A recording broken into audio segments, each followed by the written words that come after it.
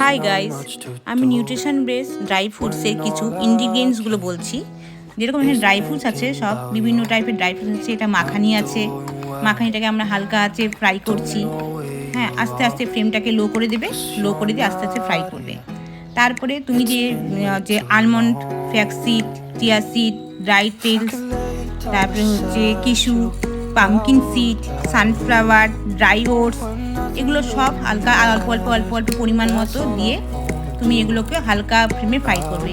আর এই মাখানিটাকে তুমি হালকা করে ফ্রাই করবে, দেখবে মুচমুচো হয়ে গেছে। হাত দিলে পরে, তোমার প্রেশার করলে পরে দেখবে ঝুরা ঝুরা হয়ে যাচ্ছে, তখন সেগুলোকে তুমি তুলে রাখবে। হালকা করে ঠান্ডা করলে এগুলোকে সবগুলো দেখো খুব কি সুন্দরভাবে এগুলো রোস্ট হয়েছে। ড্রাই রোস্ট করবে এগুলোকে, কোনো তেল কিছু দেবে না।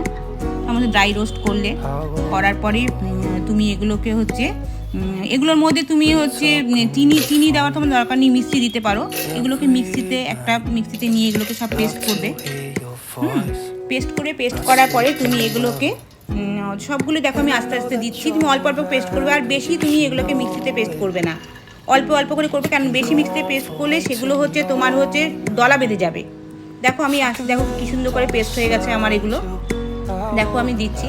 এগুলোকে তুমি ছাঁকনি দিয়ে ছেঁকে নিয়ে তুমি ভালো মতো করতে পারো একদম। আর আমি তো ট্রাই করেছি, ওই জন্য করলাম না। এখন আমি দেখো কিছুটার মধ্যে দুধ মেশাবো। এটার মধ্যে আমি দুধ মিশিয়েছি, গুঁড়া দুধ মিশিয়েছি। হ্যাঁ, আর কিছুটা আমি গুঁড়া দুধ ছাড়া রাখবো।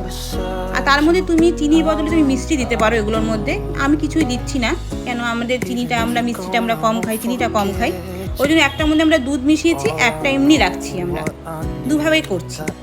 দেখো কি সুন্দর। এইটা দুধটা আমি অল্প একটু দিয়েছি, আর হচ্ছে ড্রাই ফ্রুটসের যে ইয়েটা ছিল মিক্সি করার জন্য, সেগুলো আমি মিক্স করে রেখেছি। এটার মধ্যে আমরা দুধ ছাড়া রেখেছি। দুভাবেই তোমরা। আমি একটা নতুন চ্যানেল খুলবো, তোমরা আমাকে এখানে যেভাবে সাপোর্ট করেছো ওখানেও আমাকে সাপোর্ট করো।